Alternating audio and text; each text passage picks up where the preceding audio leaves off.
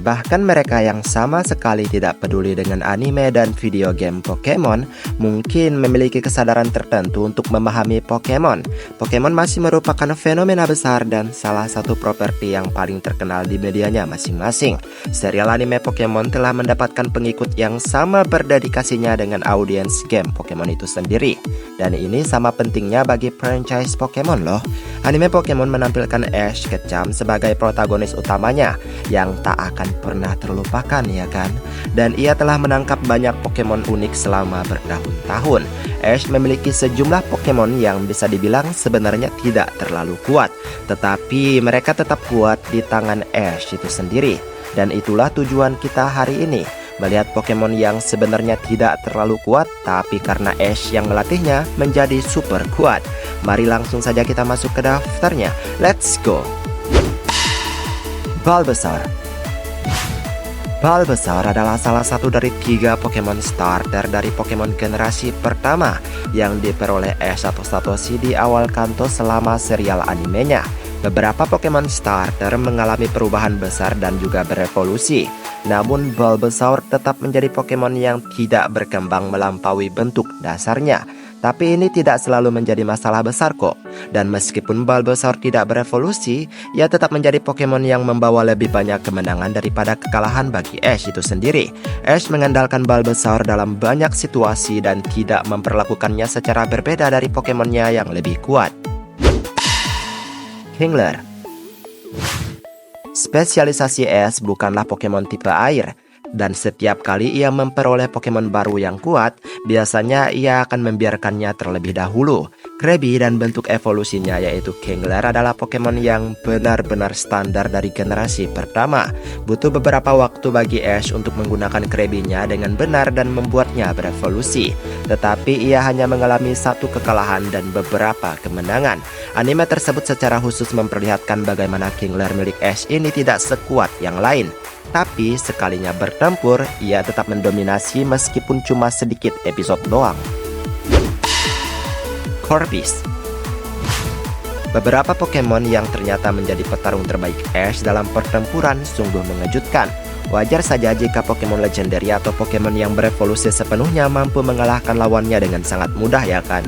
Tapi, kenyataan yang mengejutkan adalah ketika Corpus milik Ash atau Satoshi ini ternyata luar biasa dalam pertempuran. Corpus hampir 2 kali lipat punya jumlah kemenangan daripada kekalahannya, yang merupakan sesuatu yang menakjubkan untuk Pokemon yang mungkin sepenuhnya mudah saja dilupakan, dan terasa seperti salah satu Pokemon yang sangat tidak penting sebenarnya. Tapi Ash membuktikan bahwa Corpus ini cukup kuat. Scraggy. Ada sejumlah Pokemon yang lebih dikenal karena penampilannya yang tidak biasa daripada kegunaannya dalam pertempuran, ya kan? Sekarang ada 1000 Pokemon unik di dunia Pokemon itu sendiri. Jadi wajar saja jika beberapa di antaranya muncul sebagai bahan tertawaan, ya kan? Scraggy sendiri adalah Pokemon yang suka gelisah dari Unova Region generasi kelima, yang ternyata bisa memberi kesan kuat bagi tim Ash itu sendiri. Ash tidak banyak menggunakan Scraggy ya, tetapi ketika dia menggunakannya, dia menghasilkan lebih banyak kemenangan daripada kekalahan. Sebenarnya Scraggy adalah rekan Pokemon yang aneh bagi Ash, tetapi Ash juga tidak dapat membantah hasil dari kegigihan Pokemon ini. Mungkin ini adalah salah satu Pokemon berkesan karena muncul sejak ia membawa telurnya. Squirtle. Squirtle adalah Pokemon starter bertipe water dari generasi pertama, dan Ash menangkapnya bersama dengan Pokemon starter lainnya di awal petualangannya di Kanto. Squirtle milik Ash memiliki kepribadian yang sangat percaya diri, yang membantunya menjadi pemimpin baik sebelum maupun setelah menjadi bagian dari kelompok Ash itu sendiri. Squirtle meraih banyak kemenangan dan menghadapi beberapa kekalahan, tetapi ia tetap tampil sangat-sangat baik untuk Pokemon yang bahkan tidak pernah berevolusi ke tahap berikutnya. Squirtle meraih cukup banyak kesuksesan hingga ia dikenal bahkan di luar dari kebersamaannya bersama Ash itu sendiri. Noctowl. Ash sebenarnya memiliki hubungan yang cukup menarik dengan Pokemon yang bertipe flying. Dia telah memiliki banyak Pokemon ini selama bertahun-tahun, baik yang kuat maupun yang kurang kuat. Tapi Noctowl ternyata menjadi aset yang sangat berharga yang menghasilkan banyak kemenangan bagi Ash selama berada di Johto Region. Ini adalah tipe flying yang seolah sangat ia sayangi. dan tampak cukup berpengaruh dalam pertempuran. Buizel. Buizel adalah Pokemon tipe Water dari Sinnoh yang selalu membantu Ash selama pertempurannya di wilayah tersebut. Buizel adalah salah satu Pokemon milik Ash yang terasa lebih cocok dengan dirinya. Tapi meskipun keduanya bekerja sama dengan baik, Ash ini agak kurang sepenuhnya memahami Buizel ya.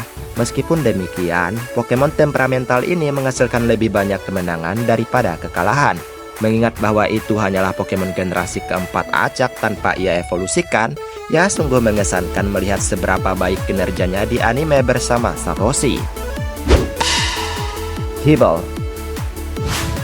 Gible adalah Pokemon yang lebih mewah yang bergabung dengan Ash selama perjalanannya di daerah Sinnoh.